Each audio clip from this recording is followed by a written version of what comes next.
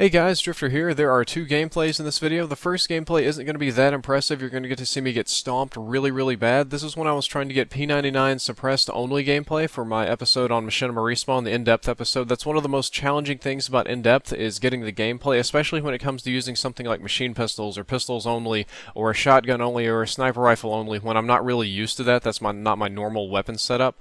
And what ends up happening is I go into a bunch of domination games and record every game, and that's why on most in-depth episodes you see a collection of clips instead of a full gameplay, because it's very challenging to do that.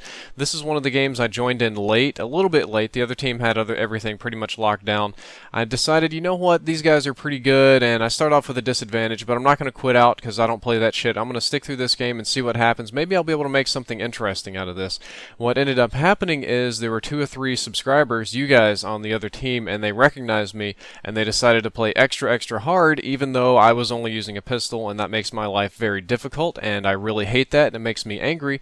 And what you're going to see in just a few seconds here is just a collection of me getting raped over and over again. I actually had to edit it out because there were too many clips of me getting smoked. It was just really sad. I just get trashed in this video, and that happens sometimes in this game. Some days, just no matter what you do, it doesn't work out. Some days the lag just isn't on your side, or the lag is on everybody else's side, or you can sweep every single little area and everything is fine, but there's just one guy in your blind spot moving through it perfectly, and there's nothing you can do about it. This OK Jeff guy ended up doing rather good. I think he got a Moab here toward the end of the game. Really screwed me up, because once the Moab came in, I had no radar, I had no HUD, and everything just went downhill from there.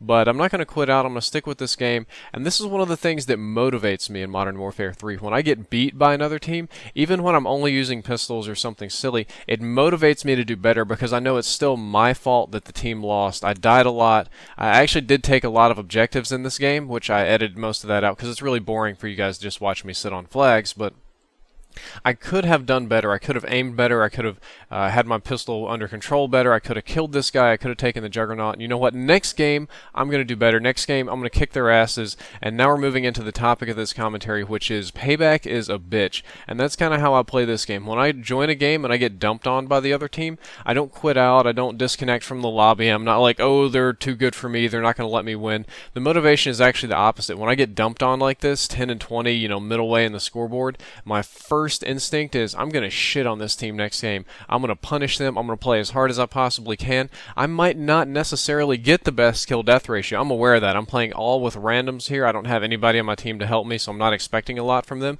But they're definitely not going to win the game. They're definitely not going to get a Moab on me. They're not going to be calling in these huge kill streaks. That shit just isn't going to happen. Even if I only have a pistol, that's all I need, because I'm still going to win. And that's really great. It works. It's a very good motivational thing here in Call of Duty. But that sort of thing doesn't go so well in real life. In real life, revenge is very messy. When somebody does something to you and you want to get them back, you want to go beat them up, you want to go kick their asses or something like that, it doesn't necessarily go the way you think it does. Almost always somebody gets hurt in the collateral. You see this in gang violence a lot of times. They only want to shoot one person, but the bullets go through the windows and the buildings and hit the kids in the back of the car, and it turns into a huge mess. The same thing happens with sectarian violence. I don't know if, I guess that would be more like socio-political, religious, racial violence. I'm thinking about Israel and Palestine right now.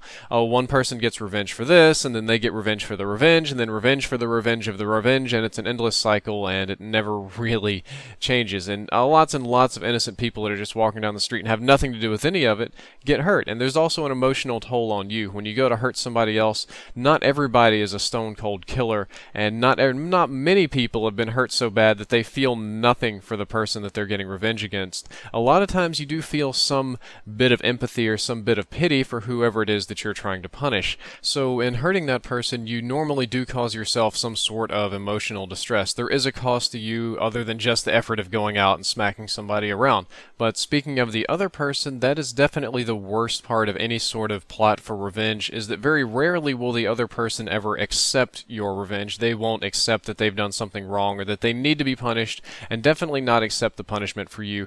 I can't tell you how many times I've done this in grade school, in middle school, in high school, not so much in the adult life with the fighting part, but somebody does something really shitty to you. I'll just use the example of they smacked you really hard, and they beat you up for little to no reason.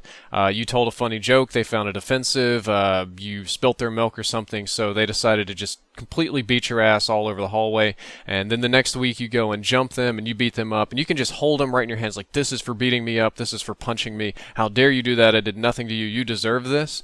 And the reality that you're getting revenge for something they did, or that they did something wrong, just doesn't sink in at all. I'm going to use my shotgun here, fuck that Juggernaut, I'm not going to deal with him. It just doesn't sink in at all that they've really done something wrong, because if they thought they'd done something wrong, they probably never would have gone through with those actions to begin with, or they would have apologized to you. So when you go out on this revenge quest and you think, man, they're going to feel sorry they did that to me, chances are they probably won't. The only thing they're going to remember is, who is this random person beating me up for no reason, taking his revenge out on me, I never did anything to him, or whatever I did to him, he deserved it to begin with for whatever arbitrary reason. And it doesn't matter. It doesn't matter to them. It might make you feel great, or it might make you feel dumpy, depending on how your emotional state is. But chances are it doesn't mean a whole lot to the people that you got back on. They don't often learn their lesson. And going back to the Israel-Palestine thing, what's going to happen is they're going to try and get revenge on you. They're going to try and get revenge on your revenge for you. So you beat this guy up for beating you up, and then the next week he jumps you again, and then you jump him again, and it just continues again and again and again and again. And eventually you'll get to the point where you're just natural enemies, and you don't remember who started who or who did what, but just that you hate this guy and that anything bad you can do to him is completely justified. And that's a really, really bad place to be. You don't want to be there, because all logic goes out the window at that point.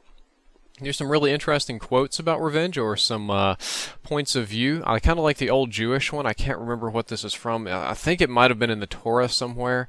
I just want to say this is Jewish. I don't know why. And it's that the best revenge is living well. And this is especially true of any sort of financial misgivings. If somebody tries to steal your money, or screw you over financially, or just cause you to have a bad life, this isn't for getting punched in the face, but when somebody tries to really mess over your career or your schoolwork or something like that, and you're able to blow it off and continue to live very, very well, you're very happy, you're rich, you're successful, or even if you're not rich or successful, if you're still perfectly happy and content with your life, then it really, really burns up the other person to think that they had no effect on you. Whatever mean thing it is they tried to do just didn't really faze you, and this is going to drive them bonkers in the long run. It might not get them at first. This is like months, this is years. They're going to look out and like, how the hell did this happen? I tried so hard to make this guy sad, and he's just happy. I'm a complete failure, and that sort of thing. Because most of the time bullies or crazy people are at least in some way emotionally unstable. So when you prey on their weaknesses by doing well, it burns their asses up. This is probably the best kind of revenge if I'd recommend it. Living well is definitely the best kind of revenge. You're going to see a shift in the gameplay here very soon. I played the beginning of this game excellently, but the other team is going to adapt very, very quickly, and they're going to start kicking my ass in a little bit. I think I have a very good kill-death ratio right now, but it's about to start slipping downhill. But I'm not going to give up easily on these objectives. I think I put my IMS in a stupid spot. They can grenade that pretty easily. I should have put it directly on the flag. I goobered that up a little bit. There's also the philosophy, this comes from Star Trek, the old Klingon proverb that revenge is a dish best served cold, that there should be no mercy, no empathy, no forgiveness, a complete emotional detachment from your revenge.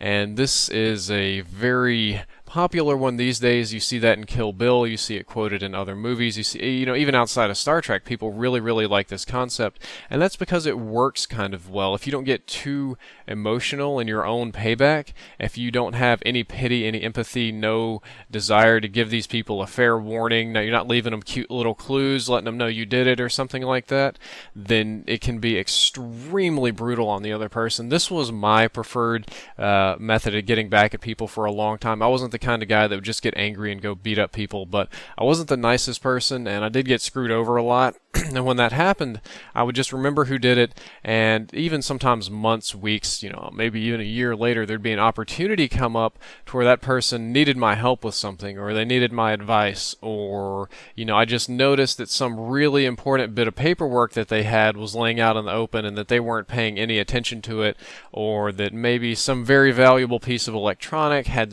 maybe a sensitive area that could be touched and would fall apart, and all I would have to do is not do something or give just a smidgen of bad advice, just to I think maybe you should try this, and pretend like I forgot about all those other bad things, or that piece of paperwork would just kind of disappear and they would get totally screwed. And it felt great to watch them struggle and suffer and deal with things like that, but it was a very terrible thing to do. I shouldn't have done things like that. I don't do that anymore, thankfully, but I did. And it felt great. I thought it was pretty funny at the time. I'm going to get off of this track. That's kind of a morbid track. And there's also the thought that you could leave it up to God. I'm going to go with the Bible here. It's God always says, revenge is for me. You don't deal with revenge. Let me deal with revenge. I'll deal with it my way. There's a karmatic philosophy that a lot of Buddhists go with. And for some reason, karma's making a major comeback today with the internet culture, I think largely due to Reddit and things like that, that if people do bad things, then eventually bad things happen to them. This is analogous to the Golden Rule, which the Golden Rule is analogous to a million different other things. And I would say that generally speaking, that's true. Any person that consistently goes out and does shitty things and screws people over and cheats the system and things like that, in the long run, it just doesn't work out well for them. They normally end up losing, and I think that's just a consequence of the behavior, not necessarily that some magic or force or deities in the sky. I cheated a little bit. I used the shotgun on the juggernauts. Is out there counting up their good and bads and just determining their fates. But, you know, nice people, everybody knows you're nice. You help out a lot of people. When you get in a bind, people come to help you out. Assholes don't normally get that luxury. Some of them are very good. Some of them they get by their whole lives. Nothing bad happens to them ever. And that's just a probability thing. But generally speaking, they'll be on the losing end of that stick. And that's kind of all I've got to say about revenge or karma. And the last bit of this video, I'd like to announce some good news for this channel. For those of you that don't know, I'm sponsored by Gamma Labs, and no, this is not a promotional pitch. I'm not selling anything right here. They've actually done something very nice for me. The CEO was looking to do some funded projects. Like, he wants to make these cool videos, kind of like Red Bull does, but they don't have as much money right now. And they pitched it up to the Gamma Gamers, like, anything you can think of, we'll fund it if you think it'll make a cool video. And I pitched to them that we could build a real-life Black Ops 2 Quadrotor, and he loved the idea. I had a proposed budget, and he said that I could have more money than the proposed budget to do this, and I think it's great. Unfortunately, I am not an aerospace engineer, and most unfortunately is that FPS Russia, thanks to, with the CGI and some very nice CAD models, kind of beat me to this. And everybody seems to think that FPS Russia's Quadrotor was real. I'm not insulting him. His video was great. It was super entertaining. The explosions were real. Those were rigged.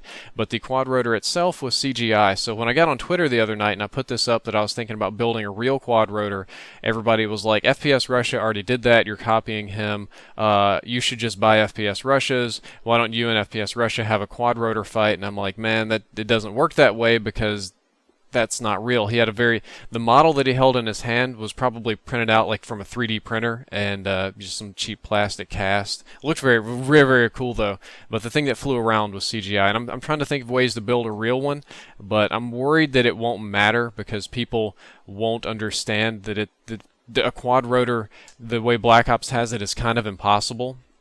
And I mean completely impossible, especially when you load it down with, 20 pounds of ammunition and it shoots and it gun kicks. Like, one single gun kick would flip over a normal Quadrotor.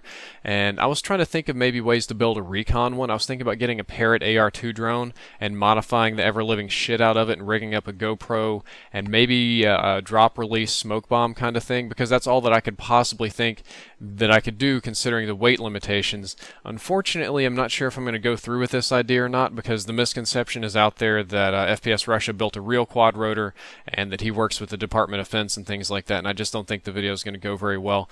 But if you guys have any feedback for me, if you think that it's still a good idea to try and build a real recon Quadrotor, or if any of you are aerospace guys or hobbyists and you have some cool links to send me of something that would be equally cool or useful that I could do or work with, or just anything, let me know, because I want to make a cool video for you guys and for Gamma Labs, but I'm kind of stuck in indecision right now, and I hope you enjoyed this gameplay commentary. Drifter out.